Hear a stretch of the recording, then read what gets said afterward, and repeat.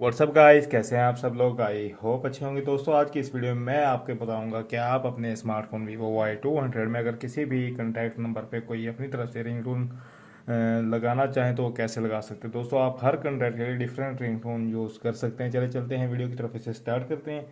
इस तरीके के लिए सिंपली आपने जाना है अपने कॉन्टैक्ट्स में जाने के बाद आपने उस कॉन्टैक्ट को सिलेक्ट कर लेना है। इधर आप देख सकते हैं आपके पास कॉन्टैक्ट सेटिंग्स के नीचे ऑप्शन शो होगा कॉन्टैक्ट रिंगटोन का। इधर से आप अपनी मर्ज़ी की जो भी रिंगटोन उसके लिए ऐड करना चाहें कर सकते हैं। अगर आप कोई कस्टम रिंगटोन भी अपने फॉर एग्जांपल आपने अपने मोबाइल फ़ोन में ऑलरेडी डाउनलोड की हुई है गूगल से और वो आप उधर लगाना चाहते हैं तो वो भी आप इधर से लगा सकते हैं। आई होप दोस्तों आपके लिए ये वीडियो इन्फॉर्मेटिव रही होगी। वीडियो आपको पसंद आई हो तो वीडियो को लाइक कर दें, चैनल को सब्सक्राइब कर दें और बेल आइकन को भी ज़रूर प्रेस कर दें ताकि आने वाली हमारी हर नई अपडेट का नोटिफिकेशन आपको मिल सके और आप उस वीडियो को वॉच कर सकें। Thanks for watching.